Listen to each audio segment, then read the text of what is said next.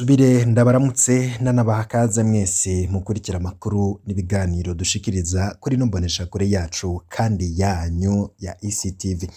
Nkuko twabibabwiye makuru yacu y'ubuheruka ko turi buze kubashikiriza ayandi makuru arabana n'urupfu rwa Alice Ntahokagiye yapfiriye mu rugo rwa Generali. Ukwezi kurarumanye Alice Ntahokagiye yishwe, ukuri kuzoboneka ryari? Tugiye kubaha idonido n'amakuru mashasha twamaze kuronka. Turaza kubabwira kandi ku ngorane abahunguka bahura nazo. Wahunze amahoro wari wagiye kwiga kuturusha, ayo namwe mu magorwa y'umukozi wa leta yahungutse. Turaza kubigaruka ko mwidonido. Dutangurire ku rupfu rwa Alice Ntahokagiye. Ukwezi kurarumanye Alice Ntahokagiye yishwe, ukuri kuzoboneka ryari? Kuva hatowe ikiziga c'umukenyezi Alice Ntahokagiye mu gatondo k'igenekerezo rya 5 z'ukwezi kwa 12 2022 hafi y'ahahoze Sodeko muri quartier y'Icenda ya zone Ngagara mu gisagara ca Bujumbura. Igipolisi caranditse kuri Twitter ko kigiye gukora amatohoza, ariko kuva ubwo ntagakacira, na cane kuva hatanguye kuvugwa izina rya General Isidore Ndihokubwayo batazira Nakubade mu vyashikiye uwo muhisi. Abapolisi babiri bararira Nakubade bari mu munyororo mu mpimba, nayo abafise ico bazi ku vyabaye babandanya guterwa ubwoba nkuko vyama ku mabi avugwamwo abategetsi bakomeye. Akamo gatabariza Alice Ntahokagiye. Abagenzi ba Alice Ntahokagiye baherutse audio zitatu z'umukenyezi Eleni umuforoma kuri hôpital Rwakarede, barungitse muri groupe WhatsApp zabo biganye kuri Ecole Paramedicale de Gitega benshi bita Medico, aho hari kwigenekerezo rya 4 z'ukwezi kwa 12 2022 nk'isaha 3 z'ijoro. Ubutumwa bwatanguye busaba abo babazi nyina canke inshuti za Alice Ntahokagiye ko bo bamenyesha ko boja gutora wabo kubera amerewe nabi cane. Ubutumwa bukurikira bwavuga ko Alice amerewe nabi kubera inzoga yanyoye kandi ko yinjiye ahantu batamuzi. Eleni yongeye ko atazi iyo Alice aba kandi atazi inshuti ziwe. Ubutumwa bwa gatatu bwavuga ko vyaheze batobandanya kubaza ivya Alice, yoba yari yamaze gupfa canke Eleni yarabonye ko Alice ategerezwa kwicwa. Uyu mukenyezi muri ndondeza baramuhamagaye bamubaza aho hantu yavuga ko abonye Alice ahariho. Impamvu yavuze ko vyaheze ko Alice yari yamaze gupfa, Eleni yishuye ko yarishuye ibihushane vyinshi. Yavuze ko atabonye Alice ahubwo hari abamuhamagaye kuri telefone, ariko muri audio yemeza ko yamubonye. Yavuze ko mu gatondo ko kuwa 4 z'ukwezi kwa 12 2022 yari kumwe na Alice Ntahokagiye, ariko ntatomora ivyo barimwo. Yarahakanye ko atigeze avuga ngo vyaheze. Tumuhaye audio yiwe abivugamwo yaciye atuboroka. Uyu mukenyezi arazi vyinshi mu vyashitse uwo mugoroba. Alice Ntahokagiye yakubitiwe ku rugo rwa Nakubade mu gihe bari bamanye mu gatondo. Amasoko menshi cane yemeza ko umuhisi Alice Ntahokagiye yakubitiwe ku rugo rwa General Isidore Ndihokubwayo batazira Nakubade muri quartier y'Icenda mu Ngagara. Mu gitondo c'uwo musi nyene Alice Ntahokagiye yari yasangiye icayi na General Isidore Ndihokubwayo kuri restaurant Buja Cafe. Amakuru yose avuga ko Alice Ntahokagiye yakubiswe kubera yagiye aho batamuzi. Ni ikinyoma cambaye ubusa. Kuva dutanguye gushira habona ifoto ya Alice Ntahokagiye, abakozi ba Buja Cafe bategetswe kudahirahira ngo bacira amate ko babonye Isidore Ndihokubwayo na Alice Ntahokagiye basangira icayi mu gatondo kuwa 4 z'ukwezi kwa 12 2022. Amasoko yacu agizwe ahanini n'abapolisi bacungera abari ngaho yatumenyesheje ko na fagitire y'ivyo Alice Ntahokagiriye na Isidore Ndihokubwayo bafashe yarishwe n'umurwizatunga bita Ndekatubane akunze kuba ari ngaho, kandi ko ari nawe ubwa mbere yasavye uwuhatwara ko ata mukozi yocira amate. Uko twagiye turabashikiriza inkuru zijanye n'urupfu rwa Alice Ndihokubwayo, niko abakozi ba Buja Cafe bagumye baterwa ubwoba n'iperereza ry'u Burundi kugeza n'uyu munsi. Abakozi bariko bararenganywa, amakuru turiko turayakura mu bapolisi na bamwe mu bagendera cane iyo resitora bababajwe n'ivyashikiye Alice Ntahokagiriye. Kubera iki hakogwa ibishoboka vyose ngo Nankubade yitwe ko atari azinanye na Alice Ntahokagiriye? Alice yazize iki? Niho amatohoza yose azirikiye. Intere zibiri mw'ijoro ry'uwa kane rishira uwa gatanu kwezi kwa 12 2022. Amasoko yacu yemeza ko mw'ijoro ry'uwa kane rishira uwa gatanu abapolisi bacunga kwa Generali Isidore Ndihokubwayo batwaye abantu babiri baremvye ku gipolisi muri zone Ngagara. Abapolisi baranse kwakira izo ntere kuko babona zobapfirako. Muri izo ntere harimwo umukenyezi yambaye ubusa n'umuntu w'umugabo. Ayo masoko avuga ko Nankubade ubwiwe yatelefonye uwararongoye abapolisi iryo joro, nawe aramurahira ko adashobora kwakira izo ntere ngo zipfire mu gasho. Bukeye ikiziga ca Alice Ntahokagiriye catowe hafi ya Sodeko kitambaye. Baba polisi bo mu Ngagara barabonye ko ari wa mukenyezi banka kwakira mw'ijoro. Alice Ntahokagiriye yapfiriye hehe? Yasandavye isaha zingahe? Aha nta nyishu kugeza ubu.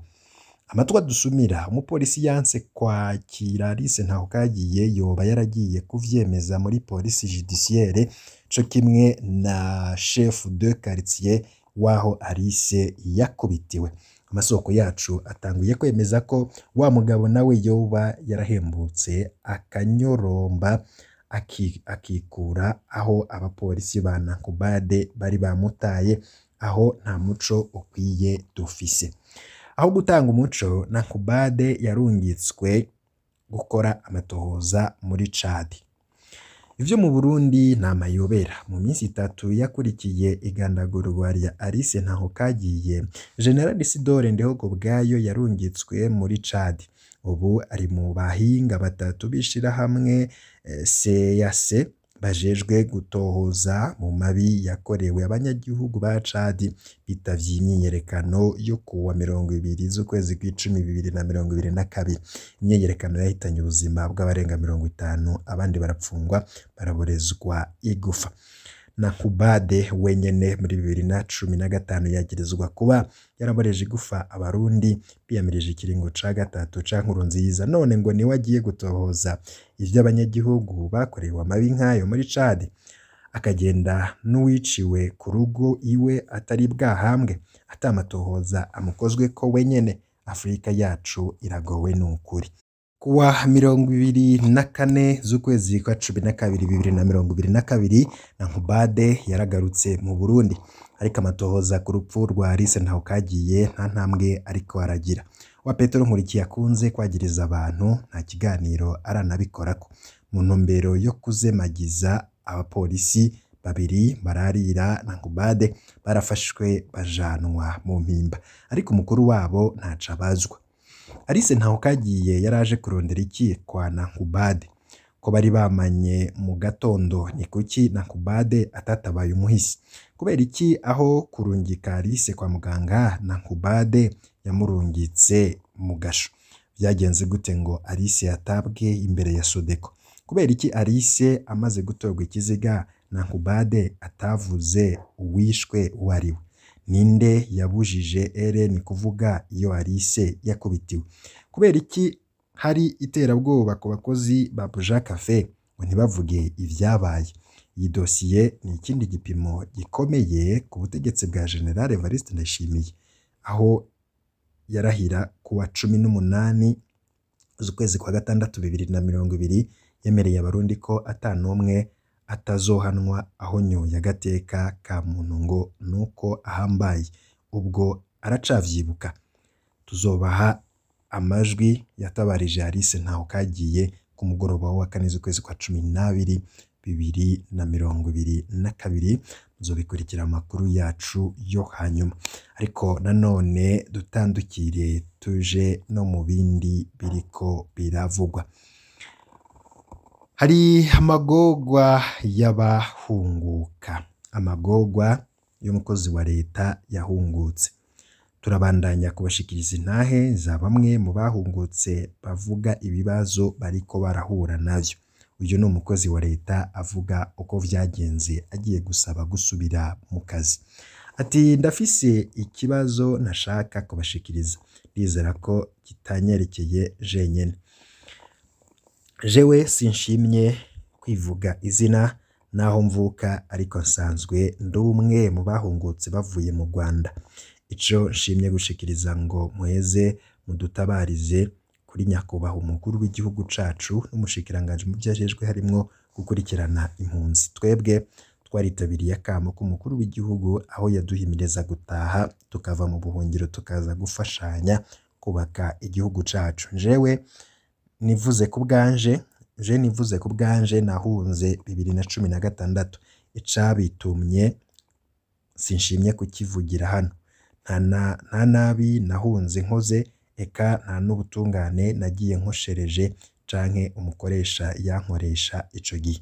Jewe nari nsanzwe ndi umukozi wa leta, nakorera muri rimwe mu mashirahamwe ya leta ariko yigenga, nkaba nahunze 2016 kubw'umutekano wanje n'umuryango wanje utari umeze neza. Natahutse kubw'akamo kanyene icubahiro nkuko yabidushikirije ko utahuka wese asubizwa mu kazi yahoramwo atagisabwe. Kuva ntahutse naranditse amakete menshi yo gusaba gusubizwa mu kazi, nandikira abayobozi bose batwara ishirahamwe nakorera, narabuze inyishu. Uwo ntumbereye mu bategetsi babijejwe ndabasavye umubonano baranyankira, ariko bacumva ko wavuye mu Rwanda ucubona bahindutse bakagushinyaguriza ngo wari wagiye kwiga kurasa kugira uzoze kuturasa, ngo urahunga amahoro n'ibindi vyinshi. Yamara guhunga n'uburenganzira bwa muntu kandi umutekano w'umuntu niwe awimenyera ubwiwe, ntawumenyera mugenzi we. Bagomba mutubarize, mbega uwahunze acika igicibwa ntakiri umurundi? Mbega amategeko y'akazi arahakana gusubiza mu kazi uwahungutse? Namba amategeko abirekura canke atabirekura twashaka kubimenya muduha umuco. Nkasozera nsaba umukuru w'igihugu